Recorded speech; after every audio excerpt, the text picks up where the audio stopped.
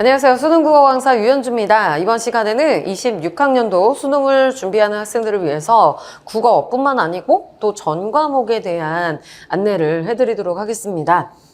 일단 선생님 소개를 먼저 하고요. 그 다음에 또 어떻게 여러분들이 수능 대비를 하셔야 될지 일단 수능 국어부터 말씀을 드릴 테니까 조금만 기다려주세요. 자, 국어 전문가라고 했는데 지금 보시면 이런 내용들 때문에 국어 전문가라고 말씀을 드렸습니다. 여기 지금 보시면 여러 가지 내용들이 있는데요. 제일 위에를 보면 10개월 만에 5등급에서 1등급으로 라고 지금 써있죠. 실제 실존 인물입니다. 이 친구는 지금 학습 코치로도 활동을 하고 있는 친구인데요. 이 친구가 18년도 수능을 봤던 친구였어요. 이 친구는 사실 18년도 수능을 건대 컴공을 추가 합격해서 간신히 합격을 했던 친구였거든요. 근데 여러분들 생각해보시면 추가 합격해서 대학을 합격하면 어떻겠습니까? 열심히 다니겠죠. 재수나 삼수 전혀 생각하지 않고 그냥 1학년을 온전히 열심히 놀기도 하고 공부도 하면서 잘 보냈어요. 그리고 2학년이 돼서 또 군대를 갔습니다. 그리고 군복무를 다 마치고 나니까 이때가 지금 18년도라고 말씀드렸잖아요. 18년도, 19년도, 20년도 이렇게 지금 됐을 때가 바로 코로나 시즌이었거든요. 그래서 군제대를 마치고 학교에 이제 가서 열심히 공부해보자 라고 생각을 하니까 이미 지금 코로나 세상이 아직도 끝나지 않았던 상황이었던 겁니다. 그래서 이 친구 같은 경우는 이제 비대면으로 아직 하고 있던 상황에 이제 이 창을 띄워놓고 요즘 너네는 뭐하니? 라고 동기들을 찾았는데 이 동기들 얘기를 들어보니까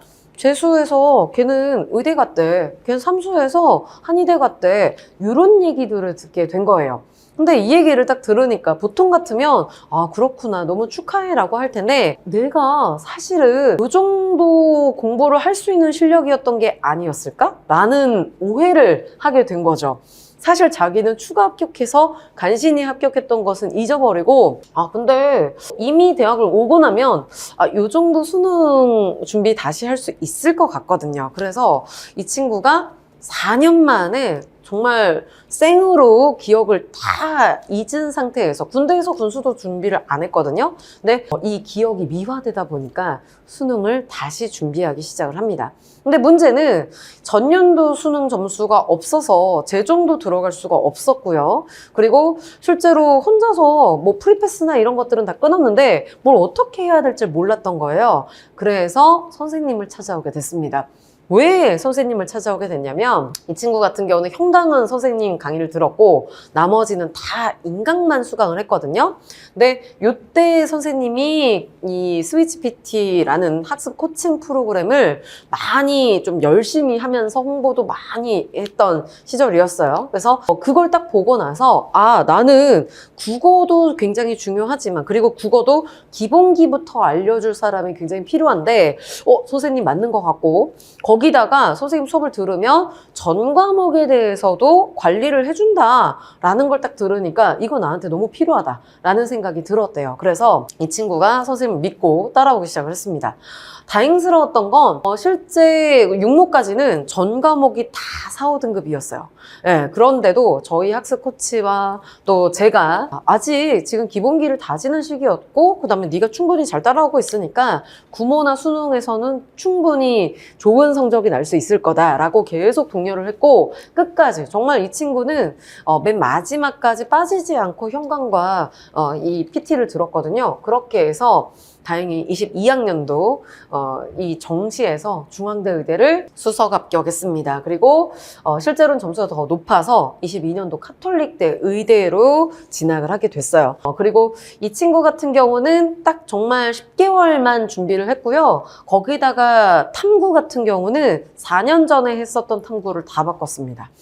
왜냐면 저희 이제 학습 코치들이 그 전년도에 의대를 갔다거나 뭐 스카이를 갔다거나 이런 친구들이 그거는 지금 하면 어차피 많이 까먹기도 했었을 거고 그거는 지금 했을 때 유리하지 않다. 그래서 올해는 다시 시작하시려면 노베이스라면 어차피 다 지금 모든 탐구들이 지금 다 기억이 안 나실 테니까 요런 것들을 추천을 한다. 그리고 강의는 요런 걸 한번 들어보시고 여기 자기 맞는 걸 좀 픽스를 해서 그 다음에 요렇게 따라오시면 맞추면 된다라고 이제 조언을 해줬던 거예요. 그리고 이제 저희가 이렇게 이제 매 주마다 학습 관리를 해드렸거든요. 그렇게 해서 이런 성과가 나왔습니다. 그리고 작년에 또 보시면 서울대 치대를 합격한 친구가 또 나오게 됐는데 이 친구 같은 경우도 1123이었어요.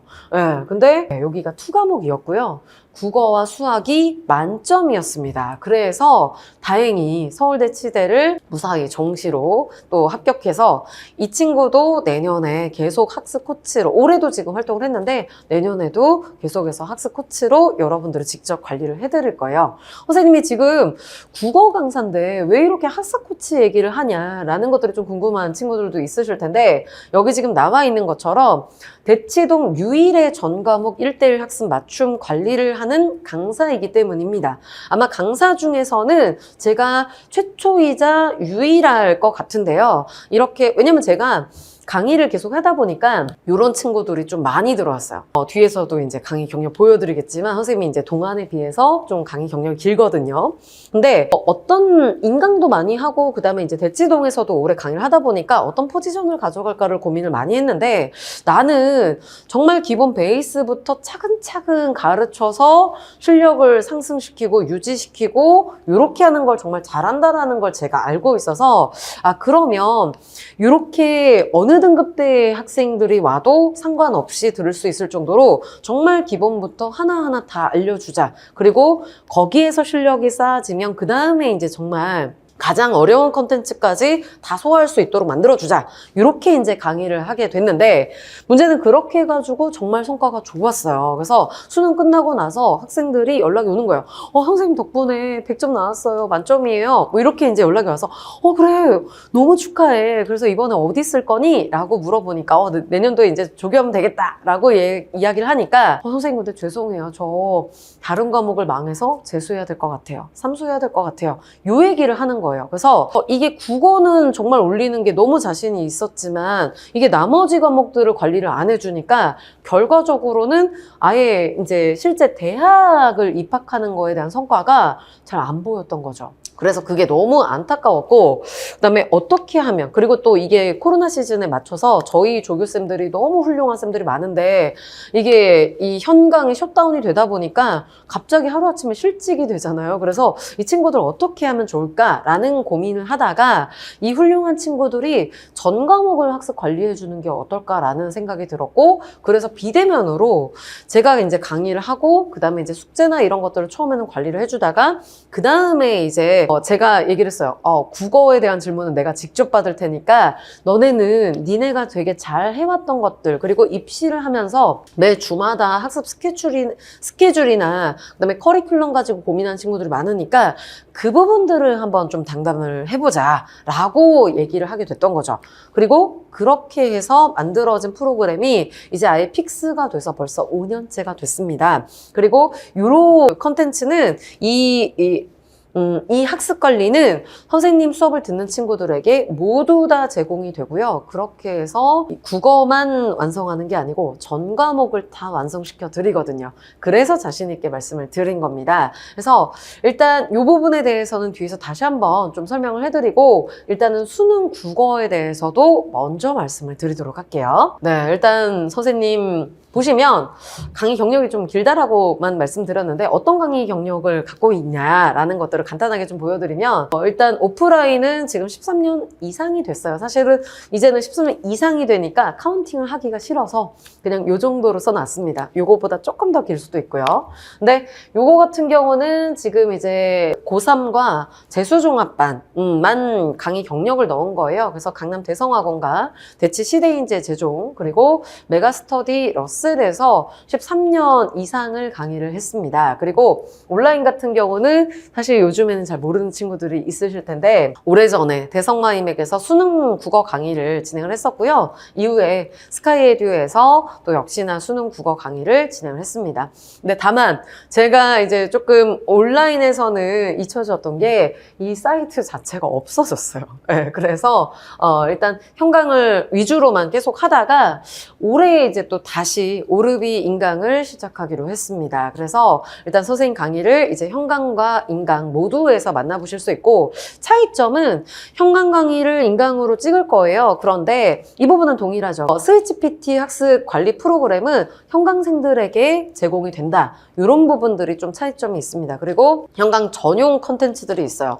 뭐 이감이라든가 이런 컨텐츠들은 이제 현강에서만 좀 제공이 되고, 이런 것들이 좀 차이가 있으니까 그 부분은 댓글에다가 질문을 좀 남겨주시면 선생님이 바로바로 답변해드리도록 하겠습니다. 일단 이런 강의 경력 갖고 있고, 자, 궁금하신 올해 수능을 좀 분석을 해드릴게요. 사실은 마지막까지도 고민을 많이 해요. 선택 과목에 대해서. 그래서 지금 화작과 엄매를 보여드리고 있는데, 일단 선생님은 추천하는 거는 결국에는 엄매가 등급 컷을 맞추는 데는 좀 더 유리하다라고 생각이 듭니다. 그리고 특히나 올해 수능 문제를 보시면 엄매가 너무 쉽지 않았나요?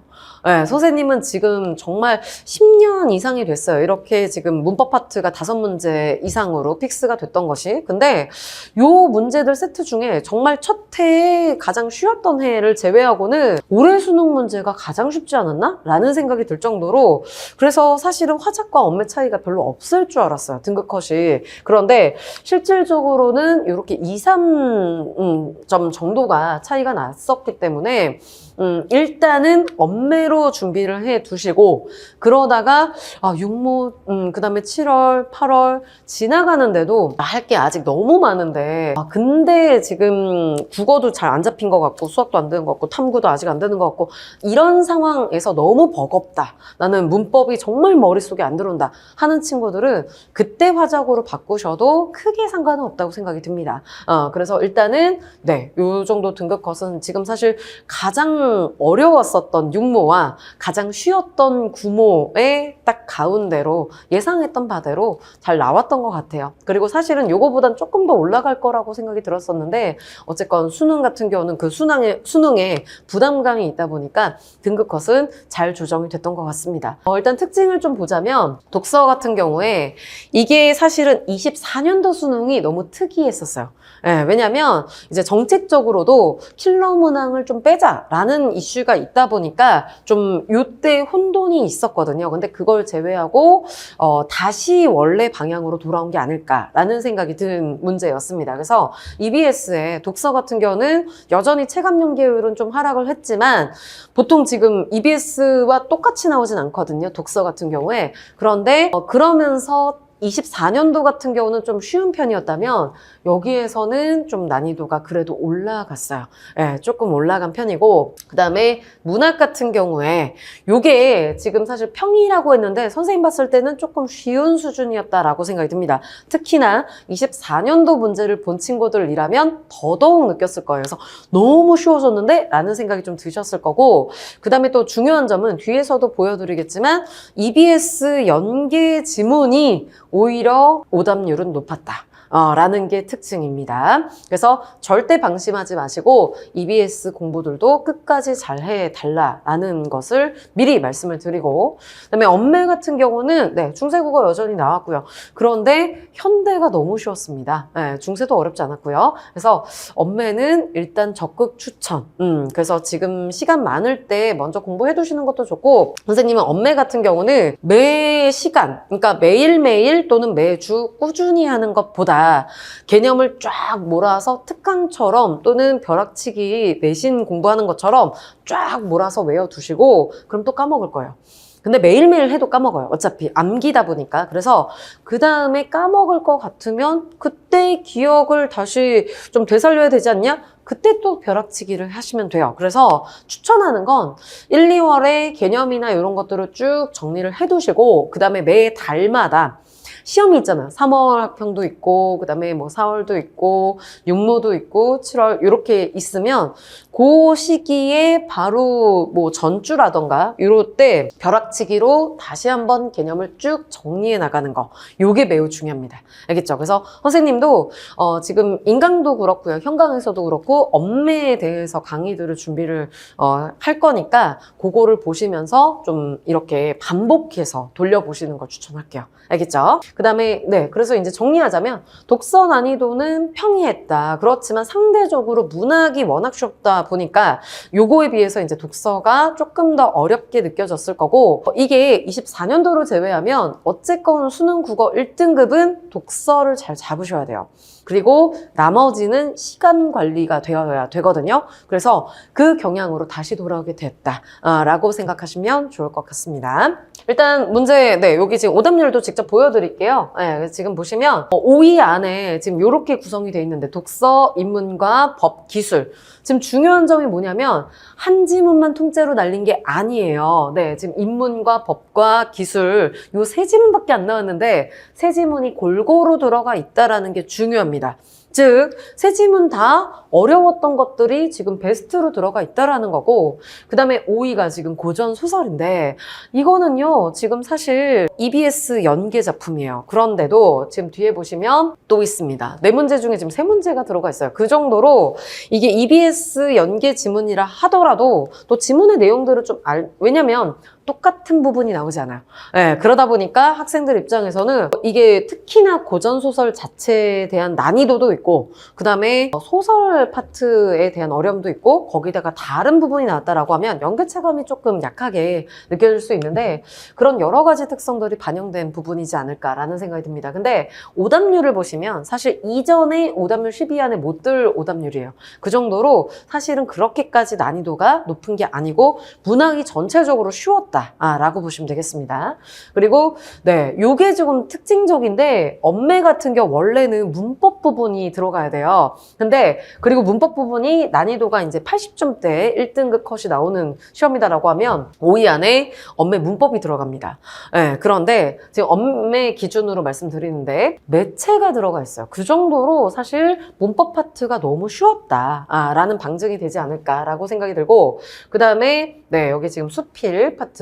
근데 수필도 24년도 수필 알잖아요. 이즈물 도남. 그거에 비하면 너무 쉬웠다라고 보시면 될 것 같습니다. 선생님이 계속 24년도를 말씀드렸는데 얼마나 다른지도 보여드릴게요. 24년도를 지금 보시면 5위 안에 지금 일단 첫 번째가 현대소설인데 여긴 고전시가입니다. 즉 여기가 문학이 두 지문이 다른 애들이 지금 들어가 있고요. 거기다가 엄매 2개가 있죠. 그리고 독서 인문이에요. 근데 지금 보시면 15번이거든요. 즉, 요 세 지문 중에서 맨 뒤에 있던, 그러니까 정말 시간이 부족해가 맨 마지막에 풀려고 순서대로 보다가 시간이 부족해서 좀 틀렸던 친구들이 있던 것 뿐이지, 이전의 독서 난이도보다는 훨씬 더 쉬웠다라고 볼 수 있고, 그 다음에 엄매, 이거는 원래 정상이에요. 네, 그리고 요게 비정상이죠. 네, 문학이 이렇게 들어와 있던 것. 그리고 지금 보시면, 네, 기술 인문 여기서도 이제 보기 문제들, 네, 제일 어려웠던 것들이 이제 좀 들어가 있고, 그 다음에 여기도 지금 현대시, 현대소설. 근데 아까 말씀드렸던 게 여기 지금 현대소설과 고전시가 있었잖아요. 즉 문학에서도 전 파트가 오답률 10위 안에 들어가 있었습니다. 이게 24년도 가장 큰 특징이었던 거죠. 그래서 이때 문학의 그 개념어들이나 그 다음에 오답의 포인트들은 당연히 알고 계셔야 되고 즉 문학은 이 정도 수준까지 공부하시면 되고 이 이상으로는 사실 제일 어렵다라고 생각할 정도로 잘 안 나올 거거든요. 근데 지금 일단 중요한 것은 독서는 여기 맞추시면 안 되고 올해 수준에 맞춰서 보시는 게 중요합니다. 그래서 지금 육모까지도 좀 비교를 해드리면 올해 최근에 육모였으니까 네, 여기 이제 다시 돌아왔던 거죠. 네, 그래서 지금 독서, 과학과 인문 지문들, 그 다음에 엄매에서 여기 사실 최근에 계속 어려웠던 국어에서는 항상 고정으로 나왔던 네, 패턴이다라고 보시면 될 것 같아요. 그래서 이렇게 독서 위주로 그리고 육모 이렇게 나오고 올해 수능도 이렇게 반영이 돼서 그대로 나오게 됐습니다. 아마 내년도에도 크게 다르지는 않을 거라고 생각이 들어요. 그러니까 만약에 정책적으로 계속해서 뭐 킬러 문항이라든가 근데 킬러 문항, 독서 지문 이렇게 딱 해놓고 이렇게 내지 마세요라는 주문이 들어오지 않는 이상은 아마 요 경향이 그대로 유지되지 않을까 싶습니다. 물론 그대로 유지되지 않아도 여러분들은 문학의 가장 어려운 파트들을 대비하시면 되고 또 독서도 가장 어려운 파트들로 대비를 해주시고 엄매도 역시나 작년은 너무 쉬웠기 때문에 그것보다 조금만 더 어렵게 대비해 두시면 아마 무사히 1등급 만점 나오지 않을까 싶어요. 네, 일단 그러면 선생님은 어떻게 여러분들을 수능을 대비를 해드릴 것인지, 무엇이 강한지 보여드리도록 하겠습니다. 일단 요거는요, 지금 중요도 얘기를 했는데 나중에 후반부에는 좀 중요하게 보실 거예요. 그래서 이게 독서 같은 경우에는 난이도에 상관없이 시간이 오래 걸리는 친구들이 많습니다. 근데 이것을 끝까지 많이 시간을 줄이지 못하는 친구들이 많거든요. 근데 문학 같은 경우는 시간을 줄이는 게 가능해요. 예, 그리고 특히 EBS 연계가 많이 되다 보니까 아는 작품들을 빠르고 정확하게 보는 것, 이거 충분히 가능하거든요. 근데 그 부분에 있어서 선생님이 좀 뛰어난 능력이 있는 것 같습니다. 그래서 지금 벌써 거의 한 10여 년 가까이 될 것 같은데 EBS가 굉장히 연계가 많이 되기 시작한 다음부터 중요도를 오르비나 뭐 이런 쪽에 공개적으로 오픈을 했는데도 굉장히 적중도가 높았었어요. 그래서 올해 같은 경우도 뿔뿔과 로 했던 작품들에서 다 출제가 됐고, 작년 같은 경우는 사실 좀 규제 뭐 이런 것들 여러 가지 것들 사연이 좀 많았어가지고 잘 소문은 못 냈는데 작년에가 진짜 신내림이 좀 있었던 해였습니다. 그래서 이 뿔뿔들로만 다 수능에 출제가 됐었죠. 근데 요게 아마 선생님 이름 검색해 보시거나 선생님 좀 알고 있는 친구들은 굉장히 좀 이 중요한 것을 많이 알고 있으실 거예요. 그리고 실제로 요게 이제 선생님 중요도를 준다라고 해서 이제 학생들 단톡방이나 이런 것들 운영을 했었는데 정말 많은 친구들이 신청을 해가지고 굉장히 좀 선생님이 하나하나 답변을 하고 질문에 답변하기 어려울 정도로 너무 많은 학생들이 신청을 했었습니다. 그래서 그 정도로 올해도 열심히 심혈을 기울여서 정말 중요한 작품들 한번 잘 말씀드리도록 할 테니까 참고만 해주시면 될 것 같고요. 자, 그 다음에 이제 여기는 후기들입니다. 뭐 후기 하나하나 읽어서 뭐 말씀드리기에는 시간이 좀 기니까 중요한 부분들만 좀 말씀을 드릴 텐데 이 후기 관련해서는 따로 또 영상을 준비하도록 하겠습니다. 이 친구가 아까 맨 처음에 이야기했던 친구고요. 실존 인물이에요. 네, 이렇게 지금 카톨릭대 의대에 좀 멀쩡히 잘 다니고 있습니다. 그래서 이 친구 같은 경우도 지금 보시면 나오지만 후기에서 간략하게만 좀 보여드리면 공부를 다시 시작하려니까 너무 막막했다. 그래서 무엇을 아는지 모르는지를 잘 모르게 됐다라는 거죠. 그리고 어떻게 해야 되는지 전혀 감이 오지 않는데 그때 공부 방법을 알고 싶어서 친구들한테 물어봤고 그 사이트에서 제가 이제 얘기를 해줬던 거죠. 그래서 이 스위치 PT라는 프로그램을 알게 돼서 신청을 하게 됐고 또 이 이후에 군 제대 이후에 독학으로 했던 친구인데 그럼에도 단기간에 좋은 성적이 나올 수 있었던 것이 선생님의 강의와 또 주간지 이런 이 스위치 PT 관리 프로그램이 모두 다 도움이 됐다라는 얘기들을 이렇게 남겨줬습니다. 그리고 요게 이제 작년에 간 친구인데 이 친구 참 대단해요. 보시면 이 친구 지금 저 페이지는 지금 아까 친구인데 두 번 들어갔네요. 여기는 지금 보시면 성적이 이상하죠. 지금 보시면 일단 그리고 이 친구의 가장 지금 뛰어난 부분은 9월에 국어가 4였어요. 그러니까 여러분도 절망하지 않으셔야 합니다. 국어가 엄매가 지금 4였고요. 나머지도 지금 보시면 1, 2, 1이었습니다. 그러다가 수능에서는 99, 100을 받았어요. 그래서 이제 1이고 그 다음에 화투 생투가 3, 2인데도 영어도 2인데도 서울대, 치대에 합격해서 지금 너무 잘 다니고 있습니다. 뭐 1학기 때도 장학금 받고 2학기 때도 지금 뭐 너무 재밌게 놀면서 그러면서도 학습 코칭을 꾸준히 하면서 다니고 있는 친구인데요. 그러니까 요게 어떻게 가능했는지 그죠? 그런 부분들을 저희가 코칭하면서 하나하나 좀 말씀드리도록 할 겁니다. 그 다음에 이제 요렇게 또 약대 진학했던 친구도 있고요. 이 친구도 5등급에서 1등급으로 1년 만에 상승했던 친구였습니다. 그래서 특히 제 강의에서 거미손 교재가 굉장히 거미손 강의가 제일 메인인데 거기서 이제 거시독해, 미시독해 이런 기준들을 보면서 굉장히 큰 길잡이가 됐다라는 얘기들이 들어가 있네요. 자, 그렇다면 이제 고3 그리고 N수를 하는 친구들이 해야 할 것들이 무엇인가 라는 것들을 보여드릴 텐데 일단 그에 앞서서 선생님 시간표입니다. 그래서 지금 내년도 하는 현강 스케줄들이고요. 뭐 마감이라고 되어 있는 수업들은 이제 더 이상 추가 모집 받지는 않고 그걸 제외한 수업들이 있는데 지금 특징적인 게 뭐냐면 여기 지금 수요일에 보시면 대치 강사 개별 클리닉이라고 해놨잖아요. 요게 이제 좀 많이 바뀌는 부분인데 선생님 강의를 하다 보니까 점점 이제 개인 관리나 이런 것들이 너무 중요해지는 거예요. 그래서 이제 수업에 앞뒤로도 당연히 질문 받아드리고 이제 뭐 공부나 이런 것들 하는 시간들을 드리고 하는데 그게 이제 보통 한 1시간 정도 되거든요. 근데 그것만으로도 부족하다 하는 친구들은 주중에 아예 시간을 비워놨습니다. 그래서 이 친구들이 이제 또 추가로 와서 선생님 현강 듣는 친구들은 누구나 와가지고 강의에 대한 질문도 되고 보충 수업도 되고 여러 가지 것들을 이제 보완하는 이 클리닉을 제가 직접 담당을 할 거예요. 보통은 대치동에서 이런 클리닉이 있다라고 했을 때 조교쌤들이 하는 경우들이 많습니다. 그런데 선생님 일단 내년에는 25년에는 직접 한번 몸이 부서져라 하도록 할 테니까 일단 그렇게 좀 참고해 주시고 스위치 PT를 계속 말씀드렸잖아요. 이 스위치 PT 학습 관리는 줌으로 하고 비대면이고요. 이건 집에서 여러분들이 뭐 핸드폰이라든가 PC라든가 뭐 태블릿으로 그렇게 이용해서 해 주시면 됩니다. 그리고 보통은 이 현강 수업 시간과 전혀 상관이 없기 때문에 여러분들이 가능한 시간 그리고 대학생 학습 코치가 가능한 시간을 매칭을 해서 보통 밤 10시에서 뭐 12시 사이 이때 제일 많이 해요. 그래서 일주일에 한 번씩 진행이 될 거고요. 이걸 매 주마다 같이 진행한다라고 생각하시면 될 것 같습니다. 그다음에 이제 정규 수업에서 어떻게 진행이 되냐라는 건데 일단 첫 주차에 전체 한번 테스트를 볼 거예요. 이거는 정규 수업에서 할 건 아니고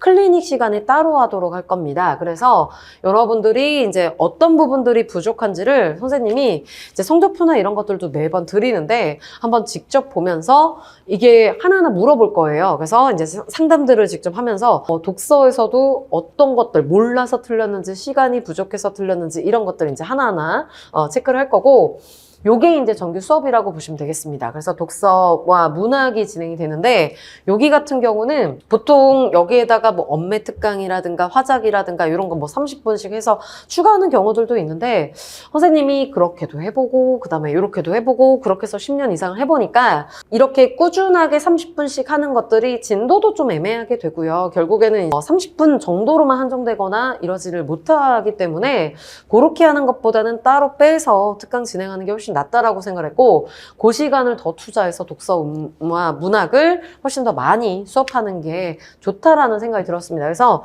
요거를 이제 계속 진행을 할 거고요. 그 다음에 이제 아까 말씀드렸던 1:1 클리닉과 그 다음에 이렇게 줌 코칭 같이 들어간다라고 보시면 되겠습니다. 그래서 정규 수업에서는 지금 기출 분석이 무엇인지를 확실히 알고 적용하는 것 요게 이제 가장 중요한 부분이고요. 특히 1, 2월에는 이게 확실히 잡혀야 됩니다.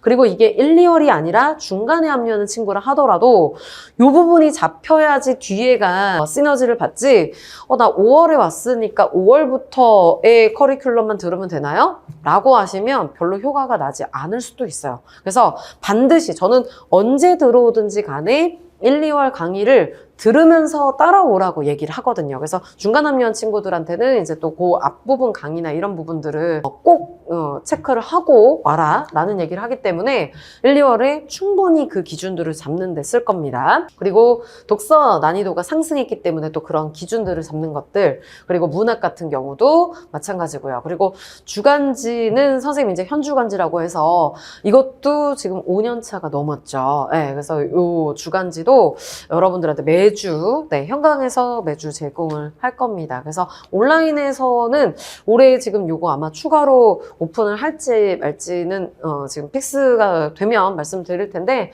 아마 온라인에서도 오픈은 될 것 같아요. 그리고 EBS와 스위치 PT 이렇게 진행되는 거 봐두시면 되겠습니다. 자, 그러면서 지금 두 번째는 완벽한 컨텐츠 제공이라고 했는데, 자, 컨텐츠와 또 더불어서 선생님 강의 말씀드리면서, 자, 일단 선생님 강의 특징이기도 한데, 선생님이 계속 이야기를 했었죠. 독서가 정말 중요하다. 그렇다면 독서 어떻게 해야 될까? 독서가 도대체 왜 어렵냐라고 하면 우리가 당연히 알고 있어요. 독서 지문 이해하고 싶죠. 그런데 이해가 중요하다는 것은 알지만 어떻게 읽는지도 모릅니다. 그러니 이해를 한다라는 것을 배우기 이전에, 그리고 지문을 보고 생각을 하기 이전에 읽는 것도 읽다 보면 읽으면서 까먹고 있거든요. 그래서 내가 뭘 건지도 모르는 상황에서 중요한 부분을 찾는다? 여기에서부터 막히는 거죠. 그래서 선생님은 어떻게 이해를 할 것인지, 그리고 또 지문의 구조는 어떻게 만들어져 있는 것인지 분명하게 이해할 수 있도록 가르치고, 무엇보다 가장 강조한 부분이 이 부분이에요. 어떤 부분들이 출제 포인트인지를 정확하게 확인하고 그 부분을 읽도록 강조를 합니다. 무슨 얘기냐면, 선생님 이제 현강에서도 좀 많이 하는 건데, 일단 딱 요걸 얘기를 해요. 친구들한테 선착순 한 명에게 정확한 정답을 이야기한 친구에게 문상 5만 원을 주겠다라고 하면 이렇게 막 졸고 있다가도 뭐야 이러면서 다들 일어나거든요. 근데 그랬을 때 이제 얘기를 합니다. 그리고 5초 이내에 답변을 해야 돼 라고 얘기를 해요. 그래서 무슨 질문인가 하고 이제 막 눈이 땡그레지죠. 그랬을 때 오늘 이 교실 안에 있는 학생들 중에 안경을 쓴 학생들이 몇 명인지 아는 사람이라고 하면 1, 2, 3 이렇게 셉니다. 근데 3 정도까지, 1, 2까지만 해도 애들이 서로 이제 좀 잘 안 친하고 모르니까 이렇게 눈만 돌려요. 이렇게 해서 이렇게 보는데, 그러다가 3 막 이러고 이제 저는 계속 세고 있으니까 그때부터는 막 이렇게 세기 시작을 해요. 막 이게 급하니까. 근데 그러다가 결국에는 답을 못하고 넘어가죠. 왜냐면 나는 국어 수업 들으러 왔지, 여기 있는 애들 안경을 썼는지 안 썼는지는 하나도 궁금하지가 않았던 거야. 심지어는 옆에 앉아있는 애가 사람인지 이게 뭐 오징어인지 이런 것도 관심이 없잖아요. 그러니까 이게 당연히 헤아릴 수 없는 부분이거든요. 그런데 이걸 제가 2번, 3번을 반복합니다. 그리고 불시해요. 불시해. 그래서 어느 순간에는 쭉 공부를 하다가, 자, 이 말이 딱 나오면 그럼 애들이 바로 손을 들고 17명이요? 25명이요? 이렇게 얘기하는 친구들이 생겨요. 그럼 선생님이 어떻게 하겠습니까? 안경 쓴 학생 말고 오늘 이 수업 안에 남학생들은 몇 명이야? 이렇게 이제 물어보죠. 질문을 바꿔요. 네, 그래서 기출문제 파악이 된 친구들은 이제 막 1초, 0.1초 내에 이제 막 손 들고 하지만 이렇게 해서 상품을 받기가 정말 쉽지 않습니다. 근데 작년에 받았던 친구가 있어요. 그래서 첫 시간인데 받은 거예요. 그래서 이 친구 어떻게 받았지? 라고 보니까 그렇게 질문하자마자 손을 딱 들어서 몇 명이요? 라고 대답했는데 맞은 거예요. 그래서 너 어떻게 알았니? 오자마자 세봤어? 이랬더니 찍었어요. 이렇게 얘기하더라고요. 찍은 친구 제외하고는 맞춘 친구가 없습니다.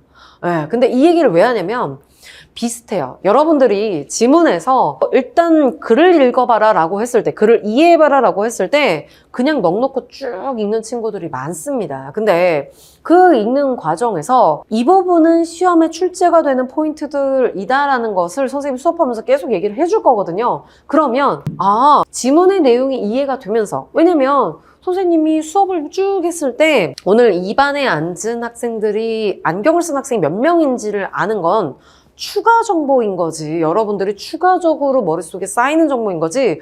그걸 외운다고 해서, 그걸 기억한다고 해서 선생님한테 수업받았던 내용들이 절반이 뭐 날아간다거나 하지 않아요. 그쵸? 수업을 받았던 내용에다가 근데 그 수업을 들었던 반의 학생들은 몇 명이 안경을 썼어. 그 다음에 하나씩 더 추가되는 거죠. 몇 명은 남학생이었어. 이런 기억들이 하나씩 늘어나게 되면 그냥 총체적으로 같이 가져가게 되고, 어느 순간부터는 이 부분이 지금은 아예 동떨어진 기억인데도 같이 가져갈 수 있는데, 이게 유기적으로 연결된 내용이다? 그러면 자연스럽게 지문을 읽으면서 그 부분까지 연결이 되게 되는 겁니다. 그래서 읽으면서 이거는 출제 포인트였지 해서 중요한 부분들이 머릿속에 잡혀가면서 읽게 되는 거예요. 근데 그렇게 되면 그냥 독해를 하는 것보다 훨씬 더 낫거든요.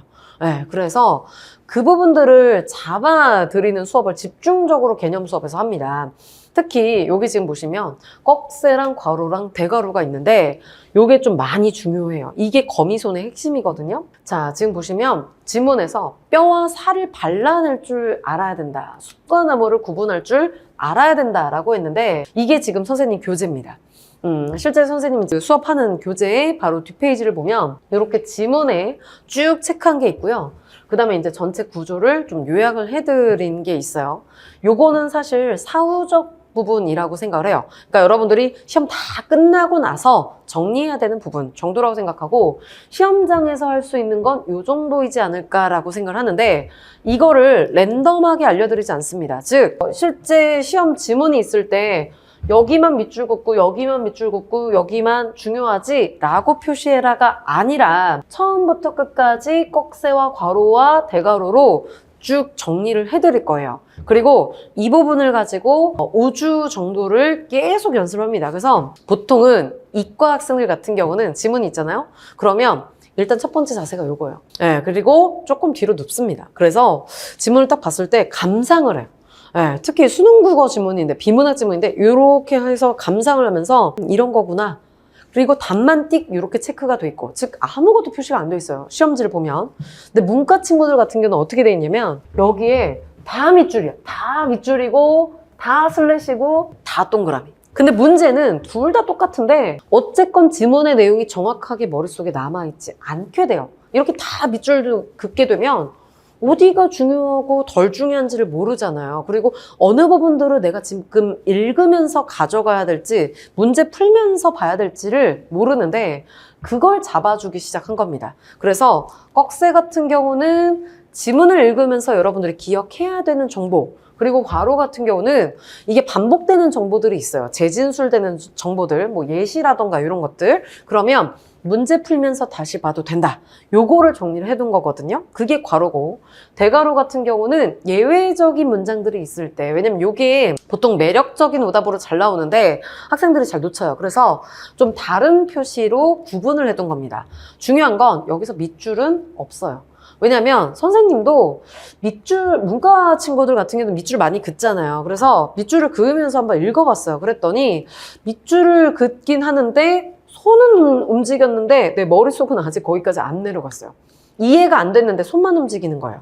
아니면 나중에는 독해가 좀 잘 되면 어떻게 되냐면 손이 움직이는 것보다 머리가 빠른데 머리는 이미 이해가 끝났는데 손이 더 느리게 움직이고 있는 거죠. 즉, 이 둘이 같이 같은 속도로 가는 게 쉬운 일이 아니에요. 그래서 차라리 그 부분들을 좀 버리고, 그리고 너무 더러워지고 중요한 게 안 보이니까. 그래서 요걸 어디가 중요한 문장인지 이렇게 이 부분을 가리지 않으면서 표시할 수 있게끔 그거를 쭉 잡아드릴 겁니다. 그리고 이걸 5주 정도를 무조건 체화할 수 있게, 이거는 5주는 그냥 무조건 그 기한이 정해져 있는 게 아니고 여러분들이 완벽하게 체화됐을 때 한 2, 3주쯤 되면 뭐라고 하냐면 이제 표시를 안 하면 못 읽겠어요 이래요. 네, 그래서 이게 완벽하게 좀 자리가 잡히면 그 다음에 그 자리 잡히는 동안 든 기간이 5주 정도 된다라고 하면 그 뒤에 5주는 아무것도 표시하지 않고 분석하는 연습을 합니다. 이게 딱 끝나고 나면 11주 차에 이제 여기만 표시하면 되는구나. 중요한 문장이 요 정도 되는 거구나 라고 해서 본인이 고를 수 있게 돼요. 그러니까 중요한 부분, 안 중요한 부분들, 아니면 너무 중요해서 문제 풀 때 다시 봐야 되는 정보들, 이게 위계가 생기니까 자기가 지문에 끌려다니는 게 아니고 무슨 내용이 나올까? 뭐가 중요하지? 막 이렇게 해서 어렵게 생각하는 게 아니고 이런 부분들이 지금 중요한 내용이지. 이 정도만 이해하고 가도 충분해. 라는 그 기준이 생기게 되는 겁니다. 그래서 이걸 좀 잘 했을 때 무난하게 1등급까지 갔던 것 같아요. 네, 그래서 선생님의 모든 교재와 숙제에는 이 부분들이 똑같은 기준으로 다 만들어져 있습니다. 그래서 이걸 이제 완벽하게 체화하게끔 하는 것이 이제 독서에서 가장 큰 부분이다라고 보시면 되고, 이게 이제 완벽하게 되면 그 다음에 EBS 변형 지문이라든가 어떤 지문이 온다 하더라도 똑같이 적용할 수 있어요. 그래서 훨씬 더 독해하는 데 있어서 이해를 할 수 있는 단계까지 수월하게 갈 수 있는 거죠. 그래서 뭐 구조 독해를 하시냐, 이해에 중점을 두시냐, 뭐 이런 것들 많이 질문을 받는데, 기본적으로는 구조적인 부분들을 다 파악을 해둔 다음에 거기에서 이 수준이 올라가게 되면 그 다음에 얼마든지 이해할 수 있다고 생각합니다. 알겠죠?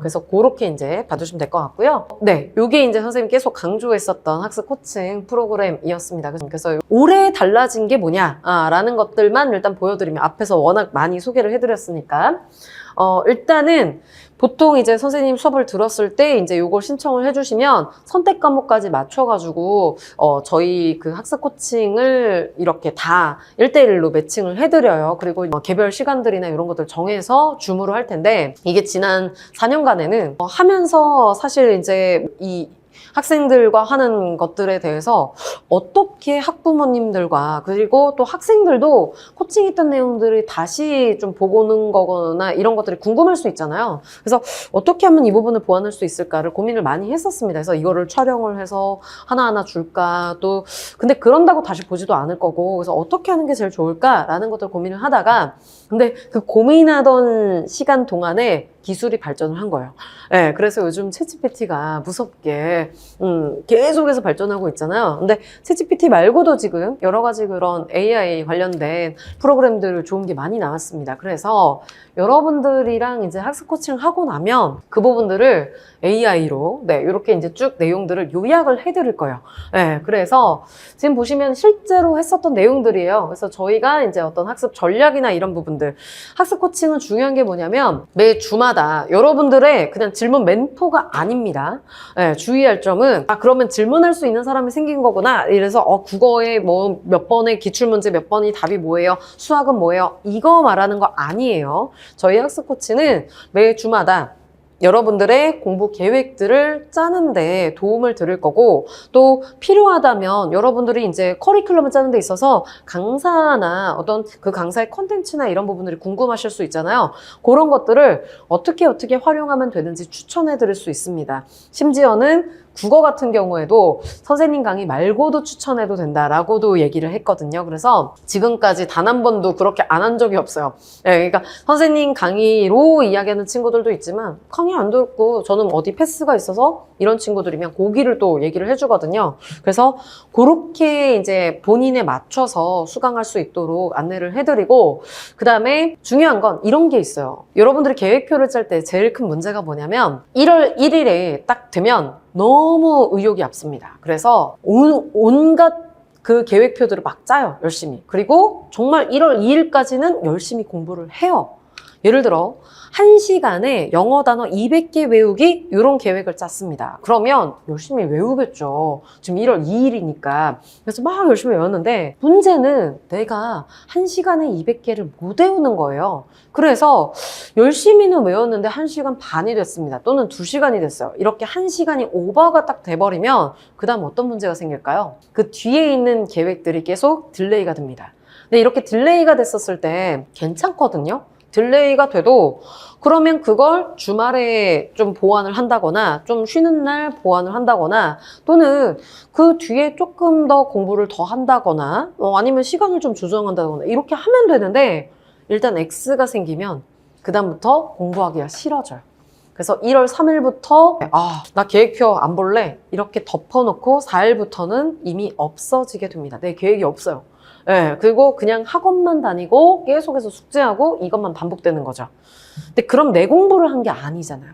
네, 그래서 이 부분을 고쳐주게 된 겁니다. 근데 그거를 아마 여러분들이 가고 싶어하는 대학에 코치들이 있을 텐데, 그 코치들이 내가 작년에 해보니까, 내가 수험 시간을 해보니까 요렇게 1시간에 그렇게 못했으면 2시간으로 계획 짜면 돼 라는 말만 해주면 되거든요. 그리고 여러분들 그렇게 가면 되는데 믿을 사람이 없고 그 다음에 이게 맞나? 라는 의문이 드니까 거기서 이제 계속 고민이 생겼던 거예요. 그래서 매주 저희가 해드리는 거는 여러분들이 그 전주에 했었던 그 플래너를 매번 써서 올리셔야 되고 그걸 가지고 이 부분에서 이렇게 좀 안 좋은 부분들이 있었고 이건 되게 잘했으니까 다음 주에 이렇게 해보자 라는 학습 전략을 짜드릴 겁니다. 그리고 그에 맞춰서 다음 주에 학습 계획으로 이렇게 해봐라 라는 것들을 할 거고요. 그 다음에 이제 시간이 남으면 공부 방법에 대해서 이제 질문을 받아요. 네, 그래서 뭐 시간이 부족해서 문제를 정확히 못 푸는 경우들이 있는데 이거 어떻게 보완해야 될까요? 라는 질문들 그리고 어떻게 답변했는지 그래서 코칭들을 이렇게 요약해서 들을 겁니다. 그러면 자기가 했었던 것들 막 너무 좋은 시간이었어 라는 생각 들지만 막상 또 돌아서면 내가 뭐 했더라? 이렇게 하는 친구들이 있을 텐데 그 친구들에게 굉장히 좀 효과적으로 좀 와닿지 않을까라고 생각이 들어요. 알겠죠? 요거는 이제 현강에서 계속해서 테스트를 보고 그 다음에 이제 여러분들한테 거기에 맞는 성적표도 제공이 될 겁니다. 이런 식으로 해서 성적표들 맞춰서 지금 뭐 누적된 점수라든가 뭐 이런 것들 그리고 각 파트들 중에서 어디가 부족한지 이런 것들은 이제 매 시간마다 나가니까 이렇게 참고해 주시면 될 것 같습니다. 그래서 일단 요약하면 주간지 뭐 이건 당연히 매주 제공을 하고요. 그 다음에 교재들이나 이런 것들 다 드리고 선생님이 직접 개별 클리닉을 진행을 할 거다. 그리고 이 1대1 학습 코칭도 당연히 제공이 될 거다. 그래서 이렇게 기본기부터 탄탄하게 다지는 것, 이게 이제 선생님 가장 큰 특징이다 라고 보시면 될 것 같습니다. 수능 1등급은 단기간에 달성되지 않습니다. 특히나 수능 국어 1등급은 더더욱 그렇죠. 그랬을 때 선생님 강의도 굉장히 큰 도움이 되실 거고 또 이런 학습 코칭도 매 주마다 여러분들이 실패했을 때 괜찮아. 또는 지금 나약하게 안주하고 있을 때 너 지금 그렇게 하면 안 돼. 라고 다독여줄 그런 페이스 메이커가 되드릴 겁니다. 그래서 끝까지 잘 달릴 수 있도록 저희가 도와드릴 거고요. 같이. 선생님도 클리닉 해드리고 우리 대학생 코치들도 매달리고 성적이 어떻게 안 오를 수 있겠어요. 그죠? 또 중요한 것. 선생님은 사실 3번을 제일 많이 믿고 있는데 1등급이 나왔던 학생은 반드시 수능 1등급이 나옵니다 라고 했는데 이게 무슨 얘기냐면 여러분들이 절대로 시험 특히 이제 고3 같은 경우는 그리고 N수생들 특히 N수생들 고3이야 그냥 나 고3인가 봐 이렇게 해서 눈 떠보면 수능이고 사실 수능 때도 뭐 긴장이나 이런 것들 자체도 별로 잘 모르게 끝나는 경우들이 많아요. 근데 재수와 N수가 되면 선생님 항상 이야기하는 게 그거거든요. 우리가 롤러코스터를 타요. 그러면 첫 번째는 저거 재밌을까 무서울까 막 온갖 기대감은 있는데 모르는 감정이잖아요. 그래서 그냥 일단 막 가요. 그리고 열심히 타고 그 다음에 이제 토하고 그죠? 또는 너무 재밌었어 뭐 이런 식으로 일단 모르니까 사실 경험한 것보다는 내가 생각했던 것들이 그렇게 높지는 않은 경우들이 많습니다. 롤러코스터는 사실 그 이상이잖아요. 근데 이제 재수가 되면 이제 두 번째 롤러코스터를 타고 간 거예요. 그러면 이때는 첫 번째보다 훨씬 더 무섭습니다. 특히나 무서워했던 친구라면 어느 정도 올라갔을 때 그리고 내가 올라갔을 때도 어디가 제일 무서웠는지 잠깐만 이거 3초 뒤에 내려갈 텐데 이런 것들을 이제 다 알잖아요. 그러니까 그 부분들을 알기 때문에 더 무섭고 더 대비를 하게 돼요. 만약에 토했던 친구들이면 잠깐만 나 2시간 전부터 뭐 먹으면 안 돼. 뭐 이런 것들 그죠? 그럼 세 번째 타게 되면 어떨까요? 막 즐기게 될까? 아니요. 세 번째 타면 나는 세 번째가 3배로 더 무서울 거라고 생각합니다. 왜냐면 선생님 같은 경우는 그런 거 되게 무서워하거든요. 그래서 세 번째를 안 탔어요. 그 정도로 너무 무서우니까 너무 무서운 거 알고 있고 두 번째 타보면서도 진짜 무서웠다라는 걸 아니까 너무 무서워서 탈 수가 없었는데 N수생도 마찬가지일 거라고 생각합니다. 이게 두 번째라고 해서 익숙해지지 않고 더 무서울 거고요. 2배로 무서울 거고 3수면요. 그 부담감과 여러 가지 압박감들 훨씬 더 무서워질 거라고 생각을 해요. 근데 그런 데 있어서 특히나 제일 무서운 건 뭐냐면 외로움과 그 다음에 내가 나를 못 믿겠는데 사실은 주변 사람들도 나를 안 믿어주지만 나도 나를 못 믿겠는 거예요. 정말 수험생은 자존감이 낮을 시기잖아요. 근데 그랬을 때 내가 진짜 잘할 수 있을까? 이게 N수가 쌓이게 되면 나 사실 잘 못하는데 계속 하고 있는 게 아니야? 라고 이제 좀 의문이 들기 시작을 하거든요. 그래서 선생님이 계속 1등급, 1등급 난리를 쳤던 것이 여러분들이 1등급이 언제든지 간에 3월에 나오건 6월에 나오건 9월에 나오건 수능에 나오건 언제든지 간에 한번 나오게 되면 그 학생은 본인을 절대 포기하지 않습니다. 그리고 본인이 본인을 포기하지 않는다면 당연히 이겨낼 수 있어요. 그리고 당연히 1등급 받을 수 있습니다. 그렇기 때문에 저희가 이렇게 여러분들이 자존감이나 자신감이나 이런 것들 떨어지지 않도록, 그리고 또 최대한 단기간이나 이런 부분들을 어필하는 이유가 그렇게 해서 단기간에도 분명히 1등급 올라갈 수 있다. 그리고 그렇게 오르면 너는 더 이상 아무도 막을 수가 없다라는 걸 잘 알고 있기 때문에 그래서 이 부분들을 강조를 하는 거예요. 알겠죠? 그래서 일단 여러분들이 끝까지 잘 완주할 수 있도록, 그리고 정말 1등급에 잘 올라갈 수 있도록 선생님이 또 올해도 열심히 책임지고 또 강의하도록 하겠습니다. 일단 생각보다 하고 싶은 말이 너무 많아가지고 좀 길어졌는데 요 이후에 또 여러 가지 것들도 앞으로 계속 컨텐츠로 많이 올릴 테니까요. 네, 그것도 참고해서 많이 봐주시고, 유튜브 같은 경우는 네, 좋아요랑 구독도 많이 눌러주셨으면 합니다. 오늘 여기까지 하도록 할게요. 궁금한 점 있으시면 댓글이나 이런 것들 많이 남겨주시면 될 것 같습니다. 감사합니다.